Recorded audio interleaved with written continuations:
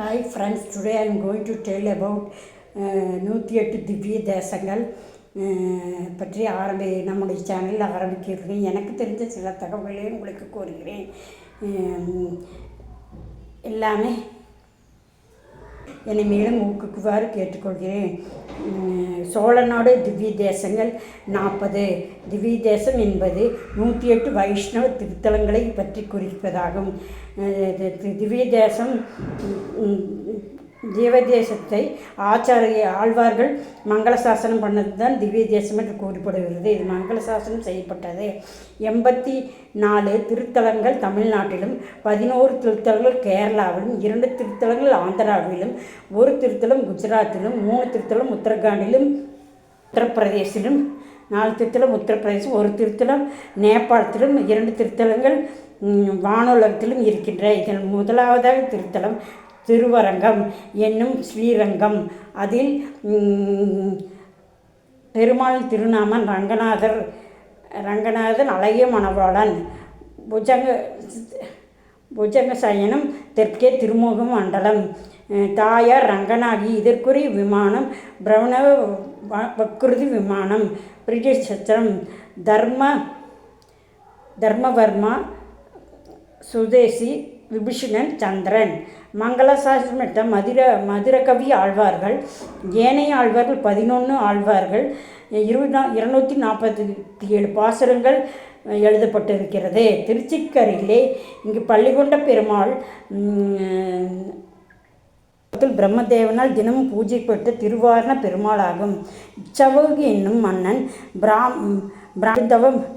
பிரம்மனை கொடுத்து கடுந்தவம் இருந்தார். இவர் தவத்தை மெச்சிய பிரம்மன் இவனுக்கு அதிலே தோன்றி, உனக்கு என்ன வரம் கேள் என்று கேட்டார். இதையே இச்சவாக பிரம்மனே, உம்மால் தினந்தோறும் பூஜிக்கும்படும் திருவாவதன விக்கிரமே எனக்கு வேண்டும் என்று கேட்டார். பிரம்மனும் மறுப்பின்றி வழங்கினார். பெருமானே இச்சாவு மன்னன் முதல் ராமபிரான் வரையில் உள்ள சூரிய குலத்தவரால் வழிபட்டு வந்த குலதெய்வமாகும்.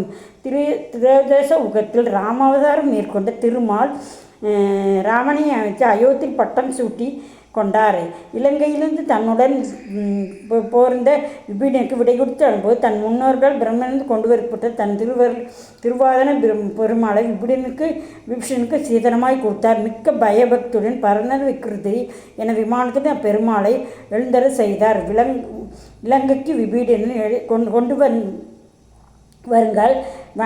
வண்டினம் முதல் புயல் வரை கூவ மயிலினம் ஆடை செழுநீர் சூழ தன் சிந்தைக்கினிய அங்கமாக தோன்றினான். இந்த காவிரி கொள்ளிடும் நரக்கடில் பள்ளி சொல்ல விரும்பிய பெருமாள் விபீடன் சற்று கலப்படைய அசதியும் உண்டு பண்ணி விபீடன் அப்பெருமாளை விருதிற்குப்பட்டு இடத்திலே சற்று கிடத்தினார். அப்பேற்பட்ட அந்த உள்ளங்கவர்ந்த இடமானதால் அசைக்க இயலாத அளவிற்கு விபீடன் சொல்ல வேண்டி தென்றிசை நோக்கி இன்றுள்ள வடிவிலே பள்ளி கொண்டார். இக்கோவிலில் காவியாற்றின் வெள்ளப்பெருக்கால் சேதமடைந்து மண்ணரித்து காடு சூழ்ந்து யாருக்கும் இக்கோவிலுள்ள காவிரியாற்றின் வெள்ளப்பெருக்கால் சித்தலமடைந்து மண்ணரித்து காடு சூழ்ந்து யாருக்கும் தெரியாமல் வண்ணம் மறைந்திருக்கையில் சோழ மன்னன்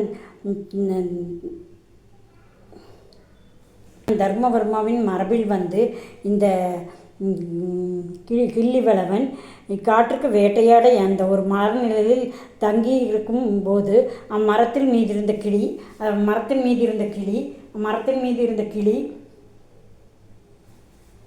கிளி ஒன்று வைகுண்டத்தில் உள்ள மகாவிஷ்ணு இக்கோவிலில் திருவரங்கம் என்னும் இடம் இது இல்லை காணவில்லை. திருத்தலம் தொலைந்து போய்விட்டது. இதை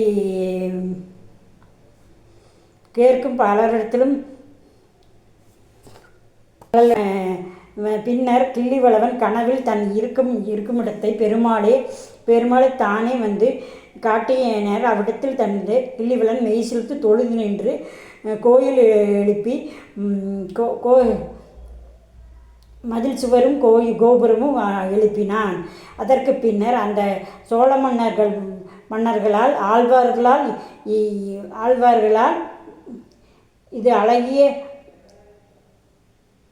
தொடர்புனையால் இன்றளவும் தொடர்ந்து நிற்கிறது திருவரங்கம். இந்த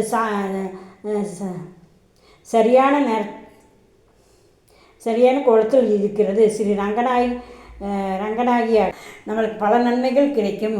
அது ஒரு ஜாதகத்தில் சுக்கிரன் பலமே நீச்சமாக இருந்தால் இந்த ஸ்ரீரங்கம் சென்று வந்தால் சுக்கிரன் பலம் கூடும். வாழ்க்கையில் நிறைய புண்ணியம் செய்திருந்தால்தான் 108 திவ்ய தேசங்கள், 51 சக்தி பீடங்கள், 12 ஜோதிர்லிங்கங்களை நாம் கண்டு தரிசிக்க முடியும். அதுக்கு புண்ணியம் கேட்டிருக்க வேண்டும், அதற்கு யோகமும் இருக்க வேண்டும் என்று அர்த்தம். அந்த யோகம் இருந்தால்தான் எல்லா யோகமும் கடவுளோட அனுகிரகமும் ஆசீர்வாதம் இருந்தால்தான் நாம் இந்த திவ்ய தேசங்களையும் இந்த 51 சக்தி பீடங்களையும் 12 ஜோதிர்லிங்கங்களையும் தரிசிக்க இடம். ஓகே ஃப்ரெண்ட்ஸ், பாய். இது முதலாவது திவ்ய தேசம் திருவரங்கம் என்னும் ஸ்ரீரங்கம். பாய்.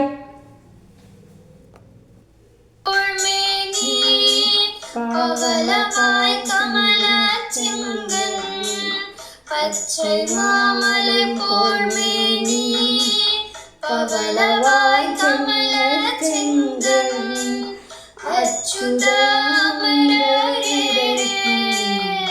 ஆயத்தம் கொலண்டே அச்சுதாமரரே ஆயத்தம் கொலண்டே இச்சுவை தவிராயான்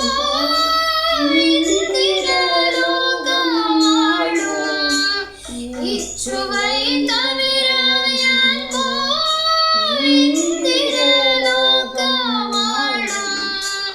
அச்சுவை பெறணும் வேண்டே அரங்கமானதனானே